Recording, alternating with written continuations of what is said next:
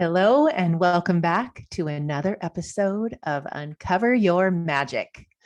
I think I need to come up with another name for rabbit hole because you all know how when I find someone I truly resonate with and speaks to my soul, the rabbit hole I go. My guest today's rabbit hole was so intriguing and amazing. I will guarantee that you won't be able to not go there. That's how this woman has touched my soul to the absolute core. And she doesn't even know it yet. That's the funny part. I listened to her on Michael Sandler's podcast, Inspire Nation, which is one of my favorites to listen to. And then I shared it with everyone who I knew would resonate with her like I did. Most of everyone in my circle of friends, and I know most of all of you do as well, want to learn more about how to connect even more with our intuition and the archangels. I've had a few guests on this show that has talked about both of those topics, but hearing my guest today, her story, and how she uncovered her magic will leave you speechless and sharing this episode around with your tribe. I can almost guarantee it. We also are all on this journey of raising our vibration and understanding the higher dimensions and meeting so many friends these days who have tapped into channeling. Like most of you who listen to the show knows Abraham Hicks and Joshua. We all love to listen to these amazing souls who have figured out the hidden keys that lay inside each and every one of us. And I know you are all like me, want to learn and know how to tap into our own magic like they have. Well, today's guest is going to show us all how to do that, and it's going to be amazing. Before I introduce her, please remember to connect with me if you or your teenager or you know of anyone who wants to sign up for my course that begins this September 12th and runs through November 6th. I have Raising Confidence for our teenagers and the Magic Path for adults and parents. I am hosting free masterclasses on both courses, so you can learn more on August 22nd at 5 o'clock Pacific Standard Time and Friday, August 26th at 12 o'clock Pacific. These classes are free and are an amazing way to learn more of the mindset tools I teach and what your teen or your family can expect to see transform in your lives. Don't wait. These kids need these tools more now than ever. And after watching an entire family go through this transformation this past summer, I don't want any family to miss this opportunity to all get on the same page and raise the vibration and see the magic in our lives emerge even more. You can email me at ashleygoner@gmail.com or go to my website, ashleygoner.com. Or as always, the links to sign up are in the show notes. I can't wait to hear from you. So let me tell you a little bit about this amazing woman before I bring her on. Her name is Sunny Dawn Johnston. She is an acclaimed transformational thought leader, change maker, and psychic medium. She is the author of 20 books, including her flagship bestsellers, Invoking the Archangels and The Love Never Ends, which have become the cornerstones for many of her keynote topics, such as intuition, mediumship, and the angelic realm. Through her courses, private sessions, and live events, Sunny has grown and cultivated a diverse global community. Whether in person or online, her strong mentorship encourages thousands of students to connect with their heart and the core of their being and guides them to experience life in a newer, more positive light. So without further ado, please welcome Sunny Dawn Johnston to the show. Welcome, Sunny. Thank you. I'm so happy to be here. Excited to share whatever comes up in the next hour or so. We just talked about rabbit holes, but I just finished reading your book, Love Never Ends. And I listened to it on Audible, actually. And I did it while I was in Arizona. So I was very close to you. Yes, you were. We were right energetically connected. Yes. So, I know Invoking the Archangels, is it the Archangel? Just, yeah, Invoking the Archangel is your first book. Yep. And I thought, I'm just going to read Love Never Ends. And it just spoke to me. Oh my gosh. So when I started this podcast, it was one of those intuition moments. It was, Ashley, start a podcast. Yeah. And I'm saying this to you, which people are going to understand after this hour, is how you've learned to listen to your intuition and how you teach that, Yes. which all of these listeners are all into that. So when I did decide that, something came to me, it said, uncover your magic. And I was like, where did that come from? Okay, let's call it Uncover Your Magic. Mm-hmm. So it's just like, I know everyone has magic. And when I do my, deep dive on Sunny Dawn Johnston, and I learn about where her magic really started, when she started to open up and become this person, this soul that was put on this planet to be. And when you realize that is when you were 13. Yeah. So can we go back? Because there's so many amazing magic moments after that point that just people are just going to be like, oh my gosh, I need to be in Sunny's presence. Yes, we can. Yes, it all started at 13.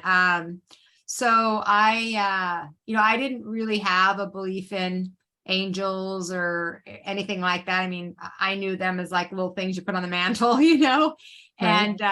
and I wasn't brought up in religion, although my entire family was very Mormon, very religious, but my mom and dad both left the church. And so they kind of gave me more of the freedom to experience and explore. And I didn't really do that because it didn't matter to me. So at the age of 13, one night, I just went to bed and I'd been having a hard time. I didn't fit in because I was raised in Salt Lake City, Utah. And so it isn't, the most open place in the world.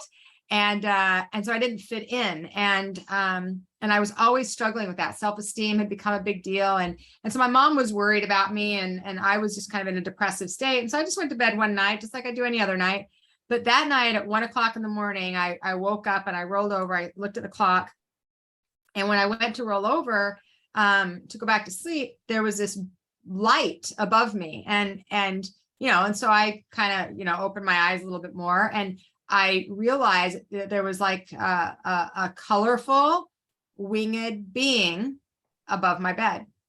And, I didn't freak out. That's the thing that's crazy. If I didn't freak out. It was so calming and so just like loving that I just kind of laid in the energy and the vibration, the frequency of it, and just feeling this energy of unconditional love and watching these colors that I can't even find words to describe what those colors were.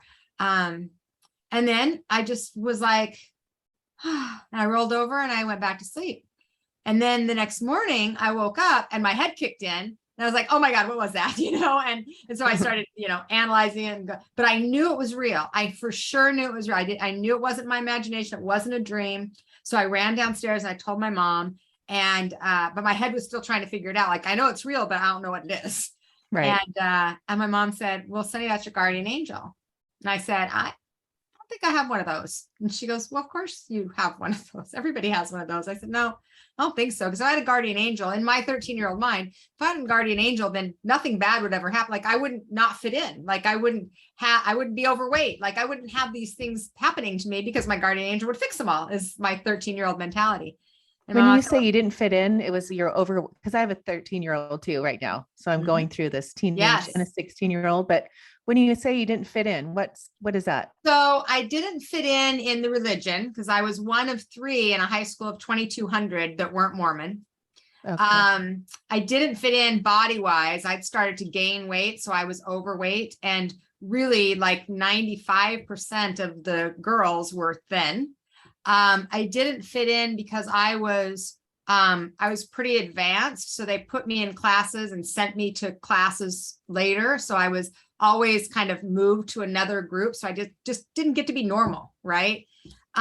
So all of those. And then I also was really pretty, emotionally mature. I always was kind of an adult. I came out kind of like as an adult. And so I didn't really have I didn't want to talk small talk. Right. I didn't have I could not handle the girl shit. I couldn't even do it. Like, so I just didn't have a lot of friends because it just didn't, so nothing about me fit in. I just was different on all levels. And so after this experience, my mom had said, you know, well, Sonny, I last night I came into your bedroom and I prayed over you and I asked God and the angels to keep you safe because I've been worried about you. And my mom had never done that before. Not that she didn't pray or anything, but she'd never prayed over me, asked angels specifically. And so I realized that I had awakened at 1 o'clock in the morning to the manifestation of my mother's prayer. Oh, I love that. And although I didn't understand it, and I wasn't even quite sure I believed it, I knew what I felt and I knew the feeling I'd had. And so that sent me on this journey of curiosity. And and that's really why it's lasted so long. Is I'm a very curious person. I ask lots of questions. I always have. People like, could you just wait for a minute? You know, like that's my personality. Yeah, but why? You know, and so that helped me to recognize that, okay, something happened. I don't know what it is. I'm curious about it. And it gave me something to focus on, because where I was so focused on was not fitting in. And it opened doors that, you know, shortly after that, I started literally having communication with the angels. I felt like I was in class with them, like they were teaching me every day. I started seeing deceased energies around people. We had a spirit in our house that my brother and I both saw, and we'd kind of play little games to test it out. And so it opened a door, and that at that time at 13, although my greatest vision and dream and hope for myself was that I could be normal, I realized I wasn't. Mm-hmm. Yeah, that's, you know, the lady on the stairs that you're talking about, and how you and your brother, he was 5 and you were 13. Yes. And he had the Archangel Michael with the blue ball. Yeah. I mean, you know, when I'm looking at this time period, in my heart, it's like, okay, Sonny's like the angels are going, okay, she's awake. Yeah. Let's go. Yes. Let's give her all these things. And exactly. So, right. All at once. And it was all at 13. Like all these things happened at 13. It was nuts. And then, you know, and I think too, one of the challenges was because I was 13 and because I just wanted to be normal, I knew that these were really cool experiences. And at the same time, my ego was like, I just want to be like everybody else. And so I would push and pull and push and pull. I'd have this cool experience and be like, oh my God, that was so cool. And then I'd be like, yeah, I don't want to do that anymore. Like, let me just leave me alone. And I actually did that for 15 years. It was, I had such a hold. My ego was so kind of hell bent on literally on trying to be like everybody else and so this acceptance of myself in all of the different woo-woo forms that were happening was so conflicted. It was so conflicted in a time when you're so conflicted anyway. You know, 13, exactly. I would never do that again I mean, if I'm going to live future lives, I want to skip 13. Like, I don't want to do 13 again. Oh, I know. Just as a mom, you know, now going through that with them, and it's such a different life now as, you know, we parent these teenagers and we had when we were growing up. But, you know, I'm the mom and I want to ask you too, how you parented your boys, but knowing what you know, but that's all we talk about. I mean, it's the angels and, you know, we pray, like, you know, it's just like, it's a constant, the numbers on the clock, you know, we're in the car, it's always our conversation. Yes. So if they were to hear you talk, like when you were 13, that they didn't feel connected to many friends or feel normal, they would go, Sonny didn't either. That's how, you know, and so when you feel like I'm the one that's like, you know, instilling this in them as a parent, because I feel so high, you know, this is such a big, important thing. This is like one of the main things in my life that I know will help guide them in their life to when they leave me. So that is I'm such an intentional parent that way. It's not something that they've awoken to their, you know, they haven't experienced it, but just through me. Right. But but listening to you and the story that, you know, when you understand that at that age, and then I just look at it like, you're open and now it's just, here we go. And then let's go to 18 when you said, you know, here we go to 13, we had all these things happening. And then at, so you didn't finish school, right? You stopped school Didn't. at 15, I but quit why were you school. so advanced? That's the part. So it's interesting because I quit school at 15 for a couple of reasons. One was they were having me take advanced classes. And when I got to high school at 15, I'd already taken all the classes. They didn't know what to do with me. So they wanted me to just take them over again or take different classes that I was like wildlife biology. Well, why do I care? I'm not, that's not right. me, right? So they were just trying to keep me busy and I didn't like that. So I really fought against the education system, quite honestly. The other reason was I didn't have space for cattiness, for the girl thing. Like I couldn't do it. So, so I didn't do that. And the third reason was, my parents were in a struggle. I was running one of my dad's businesses at that time, full time. And so during the summer. And so when I realized, I'm not interested in any of this. And I just decided, you know what, I can run this business and not have to do school. But in order to do that, I actually had to become emancipated from my parents. So at 15 years old, we had to go to court. And a judge had to say she can live on her own and not rely on her parents in order for my parents not to get in trouble for truancy for me not going to school because they wouldn't accept, because it wasn't the norm. They wouldn't accept it. So see, I wanted to be normal, but I fought against the norm in every way. It was this very contrasting experience. So you don't even have a GED? I actually did get my diploma a year and a half later. I got my diploma. So I am graduated. I took some college classes, but the education system wasn't, I never aligned with it. But I did get my diploma just because I really felt insecure about it. Because I got a lot of back in that time, early 80s, I got a lot of shit for not completing school when I could have, people are like, you're smart. What are you doing?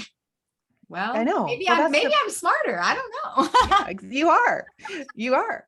But so then we go to getting pregnant at 18. And so in my heart, this is what I've come to after my Sunny research is you didn't have a lot of self-love and you were looking for other people to, so why I'm saying that is as a mom of the ages that my girls are, you've got to love yourself so much. Yes. That it does not matter what boy likes you, what grades you get, if you get a queen at the pageant, nothing. Mm-hmm. You have to have so much self-love in you. That I just, right? So go tell me that. So I think that, because I struggled so much with that self-worth at a young age, it just got worse as I got older. And I was in such conflict with, okay, what is true and who am I? That what I realized is who I was somebody who really liked to take care of people, who wanted to help everybody, and at the sacrifice of myself, which worked out really well at that time because I was really good at it. So I attracted people into my life that were unhealthy, addicts, alcoholics, people that just weren't in a good vibrational frequency. However, the truth of the matter is, in order for me to have attracted them into my life, I also had the same vibration. Mine just showed up different. Mine was on the outside. It looked like I was working full time. I had taken care of my family, my parents for a while, because they were struggling. I worked 3 jobs to do all of that, at 16 years old. And so when I got to that stage, what I recognized is I for sure was codependent, for sure lacked that self-love. And I got my love and my value from being able to help others. And so I helped all the addicts. That's what I did. And you know what I helped them do? I helped them have more alcohol. I helped them be able to buy their drugs. I helped them have a place to sleep. Like I did all the things you're not supposed to do. But in helping, I felt like I was saving them, right? And so I didn't have the energy to save myself, but I could save them. And that attraction level was that although addiction on their side, and that looked really unhealthy, and me working 3 jobs and making money and taking care of everybody looked really healthy, vibrationally, we both lacked self-love. Right. That was attraction. And so when I got pregnant, I knew immediately I was going to raise this child on my own. And I after I got my head around the fact that I was going to have a child, right. Then I knew I was going to raise him on my own because my boyfriend was an alcoholic at 19. I knew he wasn't capable. And because my mother came from an alcoholic family, I knew that story, and Right. I really knew I couldn't do that. But, it took me 3 years to love myself enough and love my son enough to get out of that energy, to choose myself and to choose him, because that, not feeling good enough, not being worthy, not fitting in was more important to me than my life sometimes. Wow. And luckily the angels came in and helped me um, to shift my understanding and my frequency, but I don't think they're fast enough. I think they had a really stubborn subject, and they're like, "Oh, Sonny, come on." And I got it. And when I got it, I got it. But Right. it took me time. Yeah. That's So let's such a hard age. yes, but go to that moment when you have this high temperature and you're getting ready to have your son in the hospital, and you're go to there. I feel like this is another magic moment that Yeah, opened you up even deep and wider, certainly. right? Well, yeah. So when I went, so at 18, here I am pregnant and ready to have this baby. And I was really sick. So I had preeclampsia, which turned into eclampsia. So I was on bed rest almost the entire pregnancy. When I finally went to go have him, I had a stroke while I was in labor. And they did an emergency C-section, and they took him out, and he was healthy and fine, which I'm very grateful for. But I, on the other hand, was not. I ended up in the hospital for almost 3 weeks with 106.3 degree temperature, the majority of that time. And they could find no source of the issue. And so what happened was, I was so sick that they came in and told me that they didn't think I was going to make it through the night one night. Now, at this point, it had been almost 3 weeks since I'd seen my son, since I'd given birth, and I hadn't seen him since then, because they wouldn't let him be with me because they didn't know what I had. And so he'd gone home with my mom. My mom was raising a newborn, and I was in the hospital. And so when they told me, we don't think you're going to make it through the night, they'd stopped medications and everything. That's when it occurred to me, because I was out of my body most of that time.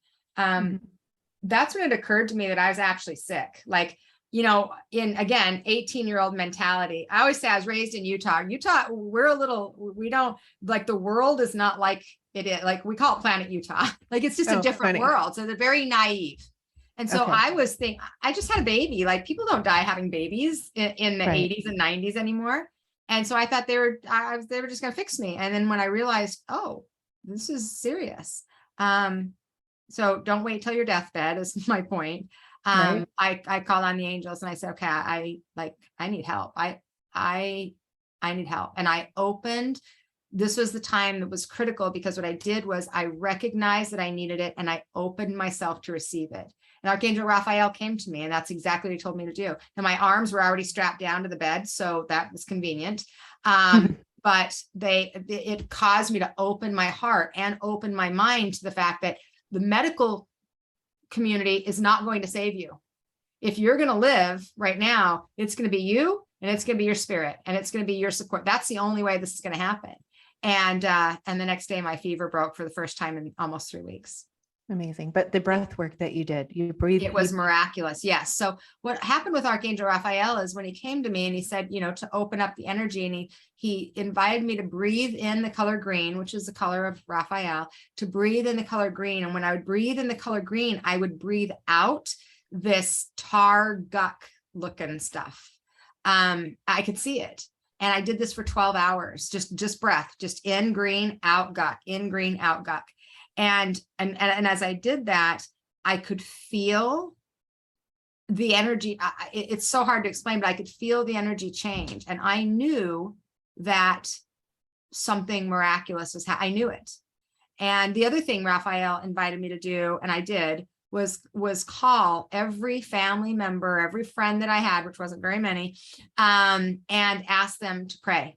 Now, that's not something I would have done, because I had never considered myself religious. But at this point, it wasn't about prayer in a religious sense. It's about asking spirit, in whatever form, whatever person believed in whatever way, to help bring healing to me. And I could accept it, because that was always the issue. And I think this is so important, Ashley.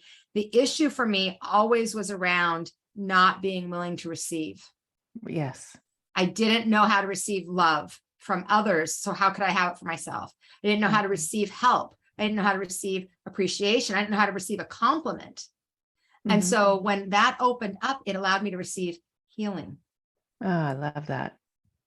And that, of course, turned into, a life-changing experience that I pushed against again for a little, because I'm a little slow in some ways here, right? We're catching that.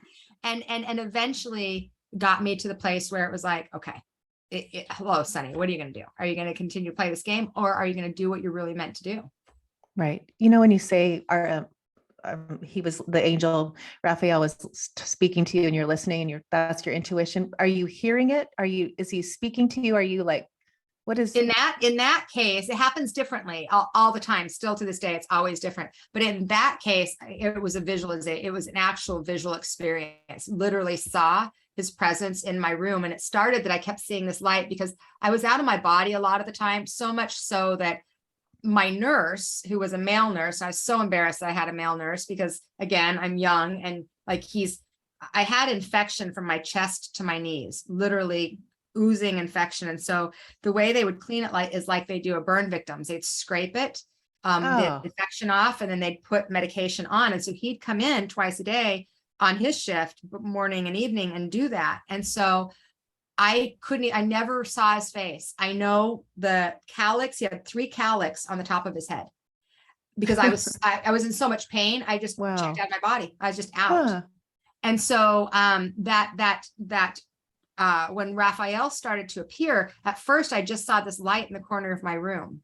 And I knew I was so out of it. But the corner of my room, I was up there in the corner, like I was at the same level. And then as sometimes I would come into my body, I could see it stronger, and then it got bigger, and then there was a full impression of Raphael's energy in front of me, and then I didn't hear the words, I knew the words. So it was more of a clear cognizant experience, a clear knowing that I would say he said to me, but it was not an audible voice. It was a knowing of do this. Yeah, I know you explain all the clairs in your book. And it was an interesting, like the questions that you ask in Love Never Ends. It made me think about, I wonder what I am, like that was a really cool. I love that. Yeah. It's helpful to know what you are, because when you know, then you can really focus on the one that is the strongest, because that's the one that really unlocks the doors to all the others. So you've got to embrace it. So I'm a feeler. And I didn't like feeling. I didn't want to feel. I'm like, I feel everybody's everything. This is not fun to me. Like I thought it was a curse. And right. And when I finally embraced it, then all the others start opening up consistently. They'll happen randomly. Sometimes you get a feeling, you'll get a knowing, you'll have a little visualization or maybe a deja vu. So they happen randomly. But if you want to really develop your intuition consistently, then it's opening up that natural channel first. That kind of is like the key, and it unlocks the door, and there you go. Wow. Going through your story, I'm trying to keep on track because there's so many things that I want to cover. So I know there's a lot there. So you just take me wherever you want to go, girl. Okay. So I want to go to the Arizona State Fair. And I feel like this is when you realized that that there was medium, like you had that gift. So another door opened at the Arizona State Fair. It sure did. Mike, the man, and then Carl. So will you go there? That was a very magical story. You bet. So, the Arizona State Fair. So I had this wild idea. So this is when I very first started opening up to doing my work. So I was doing readings, and that was working great. And I really enjoyed readings. But what was happening when I was doing private readings was that deceased people were coming to me. But I didn't want to do them. I didn't want to do mediumship. I was really like adamant about it, because whenever there's mediumship, there's death. And whenever there's death, there's usually sadness.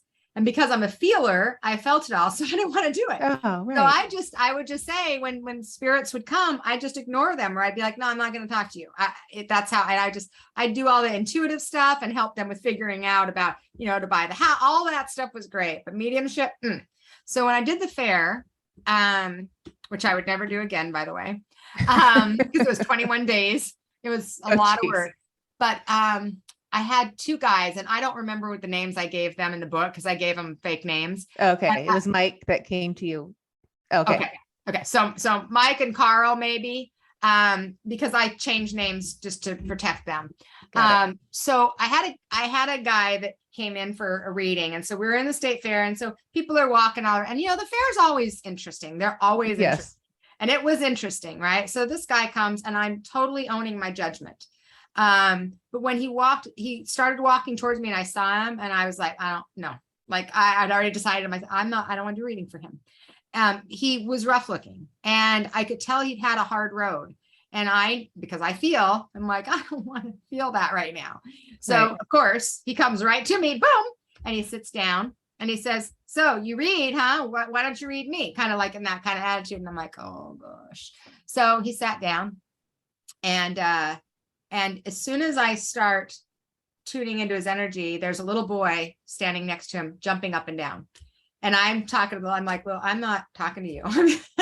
It sounds so mean now, but it was true then. I'm like, honey, I'm not talking to him. I'm just doing a reading for him, just helping him out with some stuff. And I'm having that conversation while I'm having the conversation with this real and live person here. And eventually this little boy just kept getting my attention, and finally said, just tell my dad it's not his fault. And then I was like, oh my gosh. So I did. I said, I have a little boy here. I described him, and he started crying. And then I started crying. And he said, that's my little boy. I said, Carl. I said, yes. And I said, he tells me to tell you it's not your fault. And he just bawled. And he said, I've always felt like it was, because he was in prison when his son died. Oh, wow. And he was in prison for drugs. And his mom had the son killed because he reminded her of the dad. Oh, wow. That's the full story. Yeah, that wasn't in the book. I didn't share all the details, but that's the full story. And so what happened though is that man that walked up to me was completely torn apart and broken. And of course, yes, guilt, shame, anger, all of it. The woman was in prison, and so were the two men that went with her. The little boy, when he gave me the vision, so he showed me everything, which was part of why I didn't want to be a medium. And so once he showed that to me though, and I saw the man, literally, I saw his skin smooth. I saw his light force energy get bigger. It almost like he just lost 10 years in front of my face. Wow. And so after that, I was sick for 2 weeks after that because of what I experienced in seeing what happened to this little boy being murdered. But it was also life-changing for me, because my spirit said to me, Sunny, this is a gift for you that not everybody has the ability to do. And if you can, it makes me emotional just thinking about it. If you can change somebody's perspective and change the trajectory of their life by sharing a few words coming from a loved one that they need to share and they need to hear, how can you not do that? Right. Wow. And that was the beginning of, okay, I guess because spirit always wins. I always say that, Ashley. Spirit wins. Funny. You can deny it, you can ignore it, you can pretend, but spirit always wins. And so spirit won. And I, after that day, after I got over being sick, because that was part of the challenge for me, was I would feel so deeply. Then spirit taught me tools and ways to be able to hold my energy so I didn't get sick, because I work on missing persons investigation. I know, that's what I was going to ask you. Yeah. So I've done that for 15 years now. I started that shortly after, maybe a year or two after that experience, because I could help. And how can you not help if you can help, right? That's for me personally. Right. And so that opened the door to really recognizing that, we all have gifts, and some of our gifts are being a teacher or speaker. Some of our gifts are in, woodworking or in technology or whatever the gifts are, but they all actually ultimately they help people. They serve in some way. They bring joy for you. You're bringing information and knowledge and wisdom and experience to people. You know, if you're a woodworker, you're bringing beauty to a space. And this was mine. And even though I didn't sign up for it in the sense of, I didn't say, hey, I want to learn this. You know, I have people come to me now, like, I want to learn this. I'm like, yeah, well, guess what? Even if you don't want to learn it, if you're going to, right? Right. So, you mean if you have that intention, if I had that, exactly. you will. Exactly. If you have that intention, or if there's a, if there is a connection, if you're meant to be in this realm, you're going to be. If spirit's guiding you, like, it started when I was 13. How did I think I was going to get out of this? Right? Like, hello, you can ignore it all you want. It's just going to keep happening until you find a way to embrace it. And once I could embrace it in a way that felt safe to me, because I was so sensitive, I just felt everything. That was my resistance. I didn't know it at the time. That was my resistance, was I didn't want to feel all the heaviness and all the pain. When I learned how to manage my energy so that I didn't feel all of that, or at least not all the time. It isn't that I don't ever feel it, but not all the time. Then it was much easier to take that and be of service and make it valuable for myself and for others. Yes. When you talk about levels of vibration, because, you know, I talk about that in my classes, I've learned that for the last 30 years of my life. But when you describe it, you know, and it kind of you have a way of explaining, like, the humans are the lowest form, which I get. And then when you're tapping into and you're channeling, you know, Carl, you've raised your vibration. Yes. To connect with his. Could you give your levels of vibration description? Sure. So kind of the idea, friends, for those of you that are new to this, is that everything is based on frequency, vibration or frequency. We can use those words interchangeably. Because we are a spirit, high vibration, but because we're in a body that's dense, literally without the spirit, there is no life in a body. If any of us have been with somebody when they've passed, you know, once that spirit's gone, the body is just an empty shell, right? So the body is dense. So when the spirit is in the body, there's a density simply because we have the body. So I just say this, we're at this vibration. We're at the bottom end of the vibration. We are spirit, light in a body, dense. So we're more dense. When we drop the body, when we die, when we drop the body, the vibration automatically raises simply because we no longer have a body. Now we are just the spirit, that light source energy. What happens is you likely know in human world, you probably know people that are high frequency and you know people that are low frequency. Right. For sure. So no matter what, if they're a high frequency here, then they're going to raise to a higher frequency in the spirit world. If they're a low frequency here, they're going to raise to a higher frequency, period, but it's going to be in the lower end. So it's kind of like a scale almost. Okay. So if they were 80% here, they're going to be 80% in the spirit world, but their frequency's higher no matter what, simply because they dropped their body. Now we go to spirit guides. So here we are. Here's our deceased loved ones. Here's spirit guides. Now, spirit guides have been physical. They've had a body like we have. They've dropped their body because they've died. And now they're choosing to be a guide or a teacher or support for those that are here in this physical. So their frequency is raised because they are guiding, they're supporting, they are teaching. So they've learned, they've had some acceleration, some growth. So spirit guides are kind of the next. So here's us. Then we've got deceased loved ones, and we've got spirit guides. Then we have our angels who have not had physical form. They're just a high vibrational energy.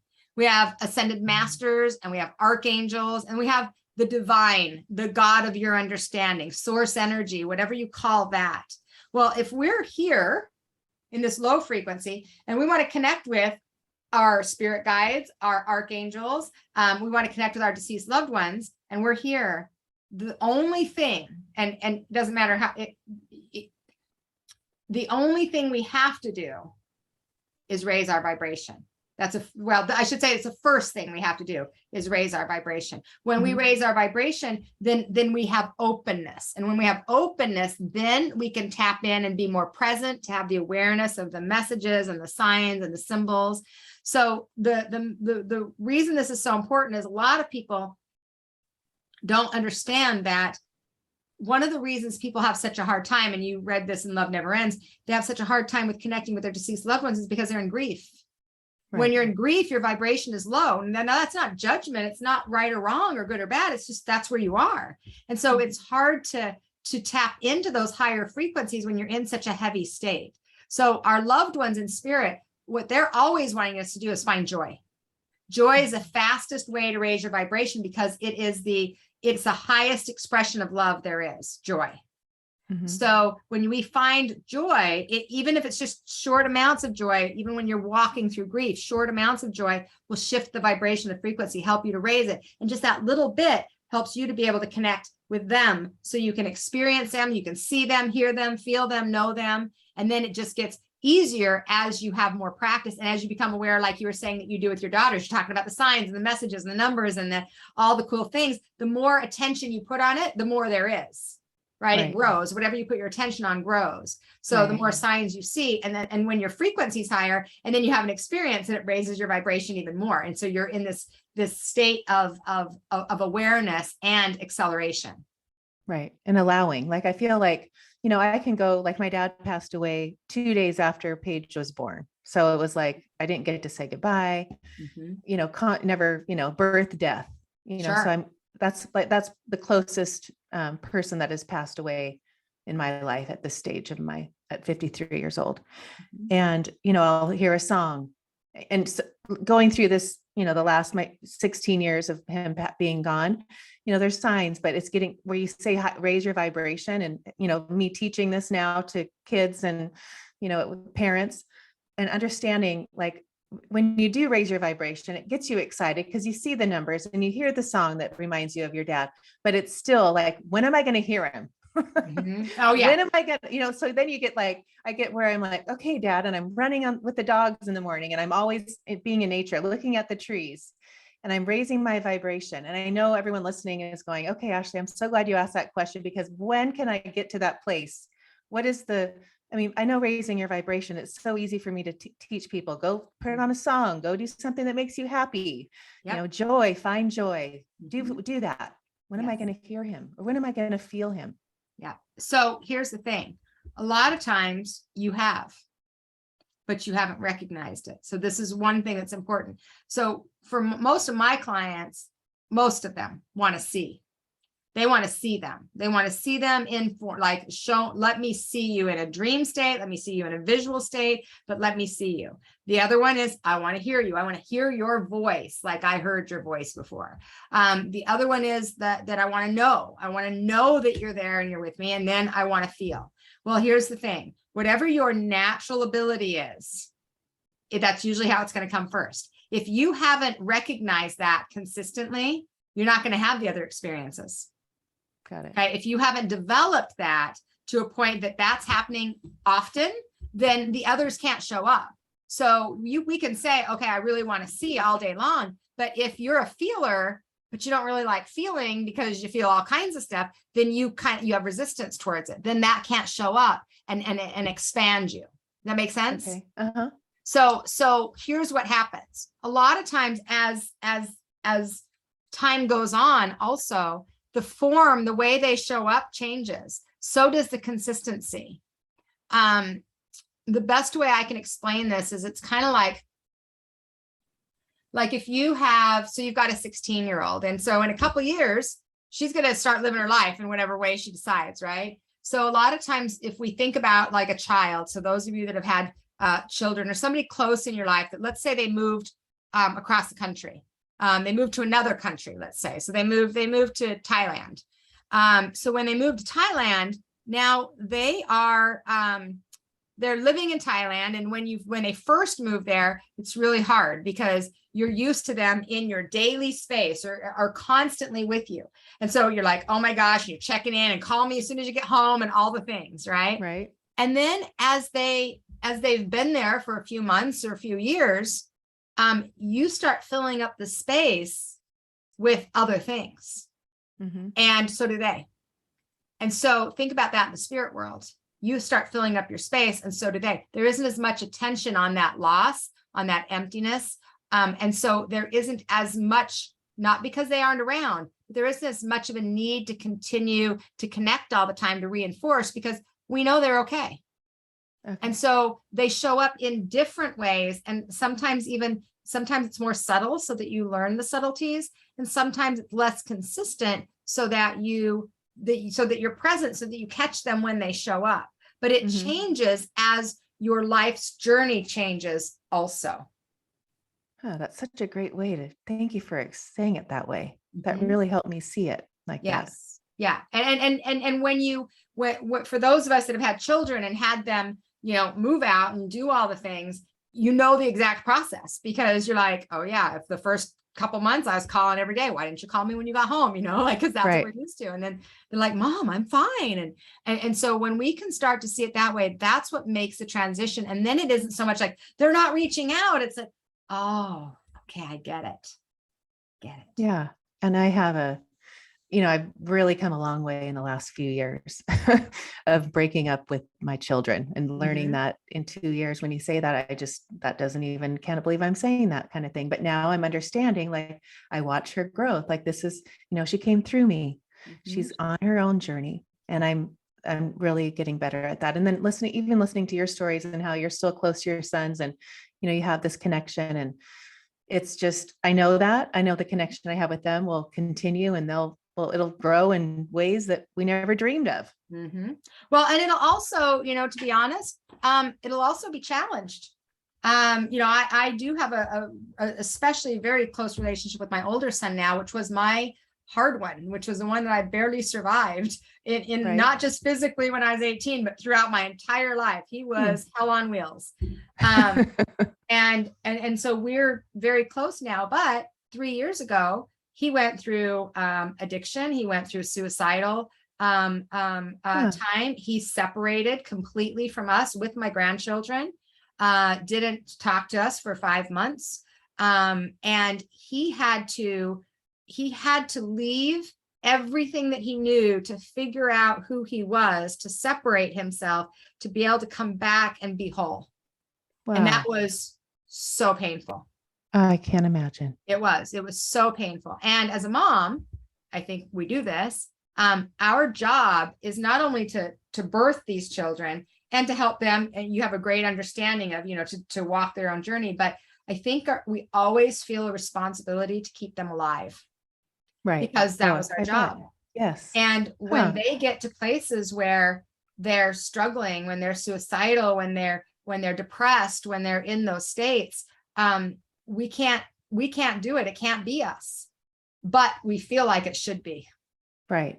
And That's so for me, when those situations were coming through, and when I was experiencing that, which was, just a few years ago, the angels were really important in helping me remember what was mine, because I wanted to make all of his struggles and pain mine or my responsibility. Right. And for many years I did it. And it turned out that I was creating more challenge for him. I just didn't recognize it, if that makes sense. Yeah. Sometimes we as parents get in the way. Yes. Of their growth, like trying to save them, trying to help, trying to pad things and make it a little bit easier. And it probably wouldn't have needed, and everything happens the way it's supposed to, but it probably wouldn't have needed to get as desperate and as difficult had I been able to pull away sooner. So for you, that's so beautiful to see that you're I knew that, but I didn't take the action at that age. Right. Yeah. It's not easy, but it isn't. Yeah, it's an awareness. Yes. And good for you. Yeah. Good for you. I'm really and good for your daughters. Yeah. Right. So, it's like, well, I guess I couldn't be laying on the floor at preschool for my whole life. I guess we do have to move on. Right. Exactly. Yeah. Anyway, so let's move on to my next, it's like cut and dry, is to the way you describe like death and our soul groups. And, when I was listening to, like, there's a healing space right when you die, like what you're, like even with suicide, like how there's no hell, and there's only heaven, and, oneness and love, and there's love never ends. Love never ends. Love never ends. And I love that, because it's all about love. Yes. But can you go to that? Sure. So from my experience, and of course, this is a lot of people hear this, but I only speak from what I've actually experienced or been told through the spirit world. And so my awareness is that when somebody dies, oftentimes people know right before they're going to pass, especially in tragic situations. I'm talking immediately before.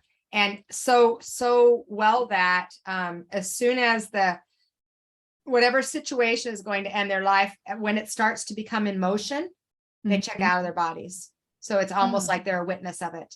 So murders, severe car accidents, things like that, where it's a sudden death, oftentimes their soul recognizes, oh, this is like, it's my time. I'm coming into this path, and they check out almost to be more of the higher vision perspective, because they don't need to be in the body for it. So one of the reasons I'm sharing that is because when clients come to me, especially with people that have passed in tragedy, it's almost always one of their questions is, how much did they suffer? How much pain did they have? And not that I haven't had people that have said that they had pain, but it's very few in comparison to the way people have died. It's shocking to me, actually, but relieving at the same time. Right. And so when that happens, then what I always see when somebody has just passed is literally, it's almost like they're on an escalator. And as they're on the escalator, kind of raising vibration, shifting energy, raising vibration, they're surrounded by light beings just infusing love. And the greatest vision of that I have, where it's so remarkable, is suicides. I've had 3 suicides close to me in my life in the last 10 years. All of them were within 4 years of each other. And with each and every one of them, and then with my clients that have passed that way, it's like, let's say if the average person has like 1 million light beings, this is like 100 times. And I think it's because when somebody transitions through suicide, if we think about it, those of us that are left here, everybody that I know, at least, love, light, prayers, like they know that they're in so much pain. So there's more energy and love and attention that goes to them than people that transition in other ways. Because we know that there was a depth of pain that caused or created that circumstance.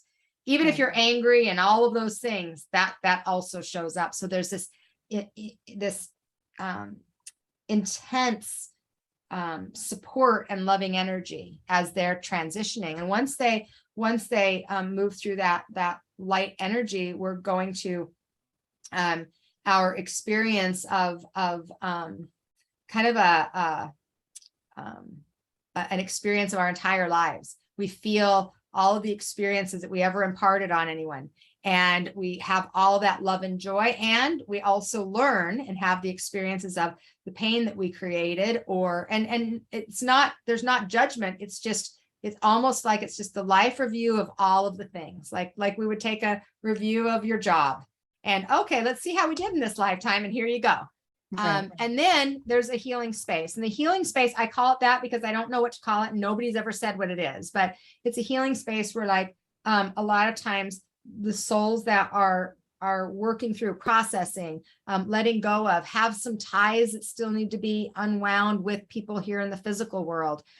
They're in that space, and there is no time there. So it's hard to measure how much time they're there. My grandmother was an alcoholic, and she had a very difficult life and a very difficult transition. She actually froze to death walking out of her care facility with Alzheimer's. And she was in a healing space for 9-10 years, where our time, right. But then I've had other people that have had very traumatic experiences that I could tap into and feel like they were in a different space in 4 or 5. So I just think it's more about the way all of us as different energetic beings process, and it's like some people witnessing a car accident will send them into deep trauma. Other people, it wouldn't affect them at all. So we internalize it, we take it in different ways. So everybody has varying levels of that. Huh. And so when Have you you're in ever, that healing space, you can still contact them. You can still touch in with them. You can still get messages from them, because remember, they don't have a body. They're an energy. So they can be connected to you here in physical and be in a healing space at the same time. have you ever known of anyone to go back right into a body right away? Probably the closest was actually my mom, before this lifetime. And I think it was only like 3 years between lifetimes. And actually, I had a channel that came through me of an uncle that I'd never met. He died before I was born, that told me the whole story about my mother and who she was, and then who she is now, because she was still part of the same family. And when I shared it with my mom, she's like, I didn't know any of it. She says, that's all true. That's how it was. And so, so it doesn't happen very often, immediate like that. I have another client that her grandson, her dad came through as her grandson. We've had a few of those, but I think it's usually more time space in general. I think a lot of us are like, okay, I'm gonna need a break from that earth school for a little bit. Let me have a cocktail or something. Yeah, exactly. But you believe like we're all, I mean, the whole thing, we choose our family, we're all connected always. Like I did a past life and I felt Paige and I knew it was Paige. It's like, that was the first experience of doing that and going, oh my gosh, I know that's Paige. That's her energy. Yes. But tell me that, because I mean, you've done past lives where and you've probably always been a healer, or, always into I've this, lost right? my life a lot for doing the work I do now. In different forms of that, whether I was hung, whether I was decapitated, like it was always being in some kind of medicine, healing, spiritual, witchy role that was honoring the spirits. And not all of my lives, but many of them were that way. I think that, yes, I think we travel in soul families. That doesn't mean that it's only just your 5 people. It's like a soul family to me is almost like it's like 100. So you're really close friends throughout your journey, really close family members. Every family member doesn't have to be part of your soul journey. They kind of come in and out, but it's really that's the kind of the realm. And you're gonna have people kind of on the fringe also. But the people that are very, very close are generally going to cross your path in one way or another.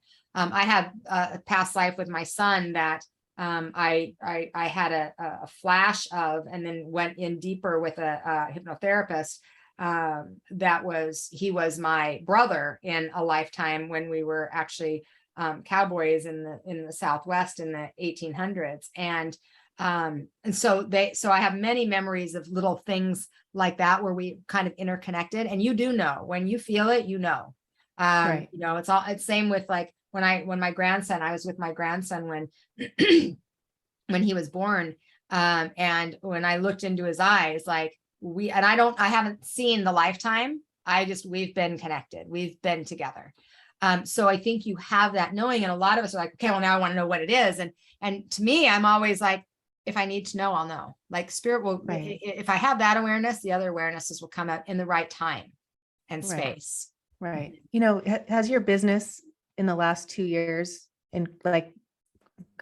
grown because of where we're going right now? Yes. Yeah, we have expanded. It was it was challenging with the pandemic because I'm a people person. I like people and I like to do events, and I have a healing center. And so I would see people every week, not only just private sessions and mentoring clients, but classes and things like that. And I did a lot of events. Actually, when the pandemic hit, I think we canceled 11 speaking events for that next 6 months or so. And and so that part was really hard for me. The thing that was great was I was already everything was already online. So that wasn't my favorite way to do it. So I didn't do it as often, but I was already all set up. And what I realized is that was part of the gift of it, is that we could reach more people in greater ways to help serve the whole of humanity, not just the community that we live in. Right. Right. And so But yes, it has grown. I think people are searching, and people are looking for more connection and trying to make sense of why things are the way they are, and what they can do for themselves or for those that they love and care about, or for humanity, to make this time have more grace and ease. Yes, I know what I was going to ask you. Back to the death card. Do we choose how we die? Do you believe that we choose that? That's a great question. It's interesting. I think a lot of people feel like, let's say if you die in a car accident, I would never choose that, or die of a disease.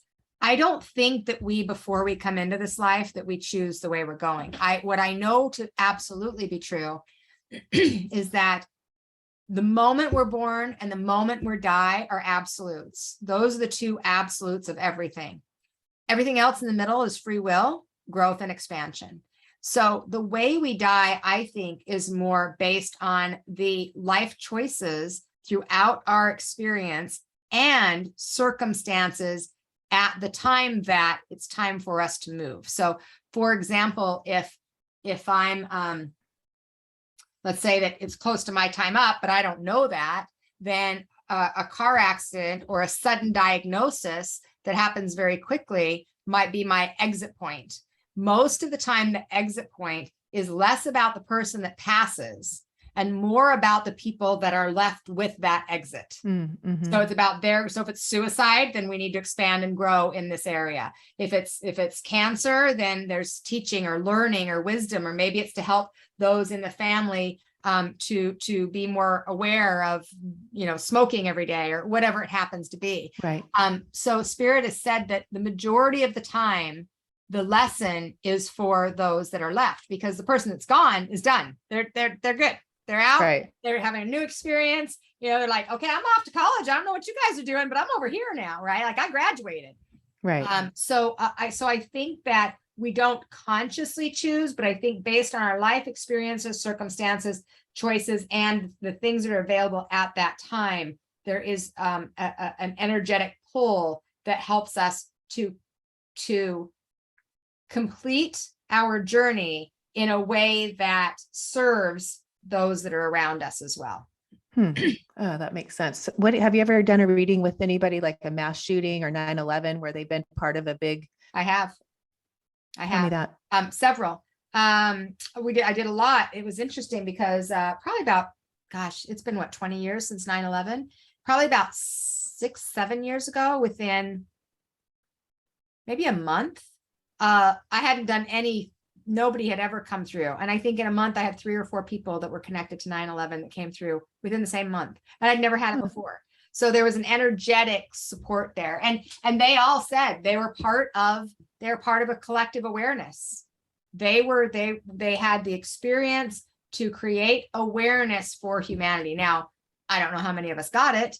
And that happens a lot. Did we learn? Actually, did humanity learn? Maybe there's a few people that did, and a few people that actually went the other way. And then there's a lot of people sitting on the fence, maybe, depending on what those mass experiences are. The pandemic was a mass death. And I don't think we got what we needed to get, unfortunately. Right. I think lots of people expanded in different ways, but I think that it was supposed to be to help us come together in love. And that is not, it happened in smaller areas, but that is not what happened. Right. And I think we'll get another chance. And yeah. I hope it's not the same way, but we're going to get another chance till we get it. Right. Like, the little school shootings, these little kids that, it's like in my heart, I have to look at it like, okay, did they all come together like the 9/11 to come to heal these guns? Yes. And to create awareness and to make change and to help us expand. And I think part of what happens, it's interesting to me, and I understand it, but it's interesting to me because people forget that children are souls. Right. And their souls could be older and wiser than yours. And yet people don't think that children manifest for themselves. Well, why would this child get sick? Why would this child put themselves? Well, they're not consciously choosing to be a part of a shooting. Like they don't choose that on a conscious level. It's on a soul level. That's part of their journey, is to teach, is to heal. And remember, It's not their experience so much as it is those that are Right. left behind and what they do with it. So many people, I mean, I did a reading for a woman, God, 20 years ago. She was a student of mine for several years, that her brother was hit by a drunk driver, and she brought MAD to the state of Arizona. Now, she wasn't the mother, she was a sister, but she brought MAD to the state of Arizona. And how many lives might she have changed, saved, with Right. the awareness of what she did because of her brother's passing? Right. So that was left in her hands. It wasn't him dying from a drunk driver. It was, what is she going to do with it? Right. So Exactly. the change, the ripple effect, it's as much our responsibility, again, not in this responsibility, like, okay, now this pressure's on you, but to follow the guidance of as we learn and grow, and when certain situations come up, what are we meant to do with them? You know, when my grandmother died, she had Alzheimer's. She walked out of her care facility and outside of Park City, Utah, and froze to death. My spirit, she came to me and she said, be my voice, because she was an alcoholic. She never had a voice in her life. And my grandfather was very abusive.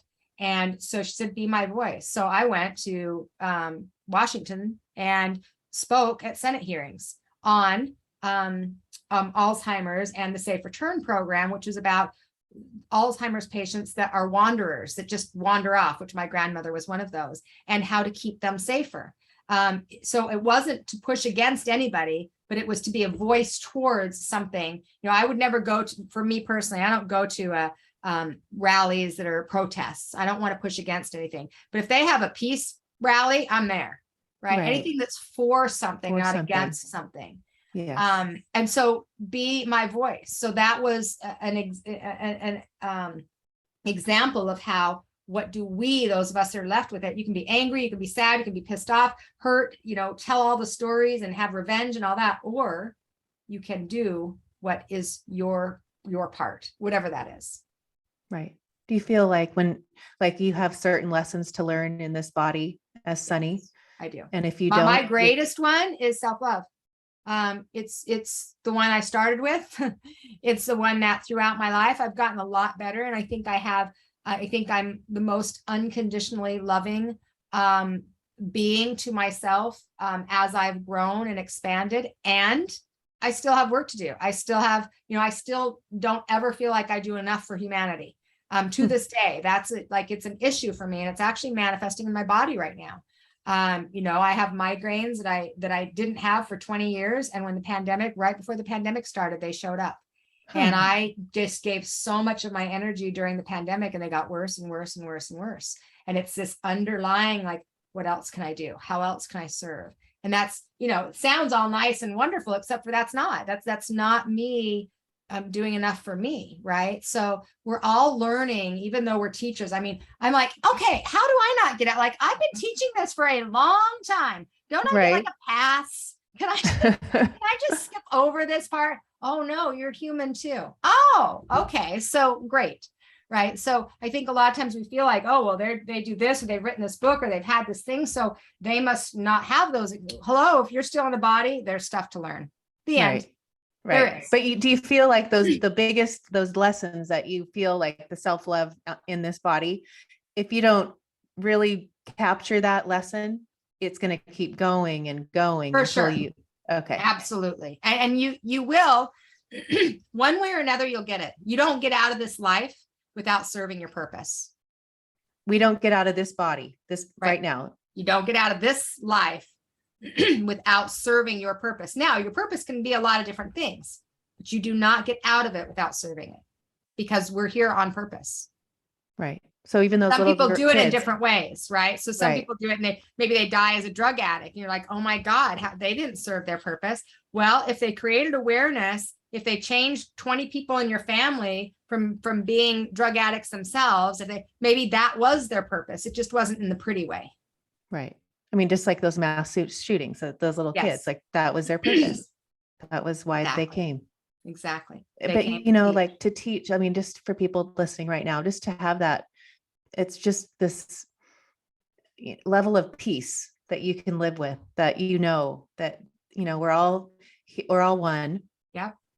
We're all living here to, grow, expand, learn, That's this is Share, love, yes. heal. Love, love, love, love. That's Love, love, just baby. love. Yes. I Yes. mean, just, we're ending, but, just, I'm going to talk about your book again, but the stories of, your ex-husband's, or the father of Crew, his mother, that you just kept going up there. That was an amazing story. The story of Mario, the little boy that was, that you kept telling this, he's like telling him everything's great here. Like, Yeah. this is amazing. I don't miss being on earth. Right. Right. I don't miss that. Just know I'm always with you, and when I talk, when I think of like my dad, for an example, and I know he's here, it's just that, that comfort that we're always here. Right.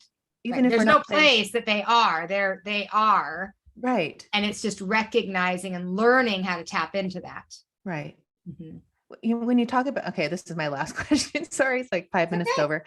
Dreams. What do you, because my girls always wake up and we always talk about our dreams. And it's my evolution of learning about that the last few years is interesting, because I feel like, we sleep, and where are we going? Are we really going there? Yeah.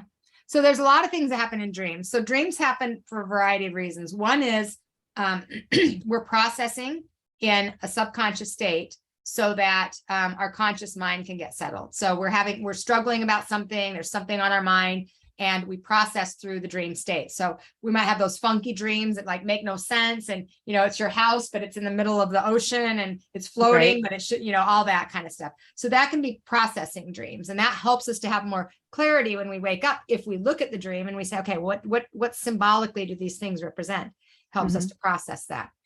We can have visitations. Visitations are when you have an experience with a loved one that has passed. And when you wake up, it feels real. Like you went there, you did that, you felt the wind blowing through your hair, you saw the colors, all of that. That is a visitation. That literally is you rising, because when your conscious mind goes to sleep, then you can actually activate. That's why dreams are where the spirit world shows up, usually the quickest and the first, is because they can access you easily here. Okay. So when you have that visitation, you're in a place where you get to go wherever. You guys choose that, like you create that.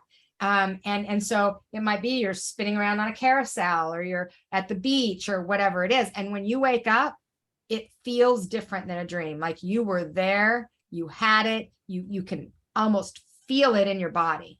Then we have dreams where we don't remember them, but when we wake up, we have the feeling of, maybe it's a loved one that's passed. Maybe it's an experience with an angel or ascended master, where we feel that presence, but we have no cognizant recollection of anything. So when we're having the dreams, the greatest thing, I think, I don't usually remember my dreams unless they're going to happen. And so usually when I remember my dreams and they're going to happen, it's not always great stuff. So I appreciate not remembering my dreams. Wow. I don't have a lot of visitation dreams because I think I'm so open that I do that in my day-to-day life. So the spirits come to me. So it's not very common that I have a visitation dream, because I'm in that state in my daily life. Right. But when I do have dreams that don't always make sense, it really is like I can kind of tap into, oh, that's because I've been worried about this, I've been stressed about this, so this is the guidance that's coming from it, like, calm down or relax or redirect or make this choice, or so there's a lot of information in the dreams. I love to have people, especially younger people, write out what the symbology is to them, not the book, not the dream book. The dream book is helpful after, but first, let's do it within yourself.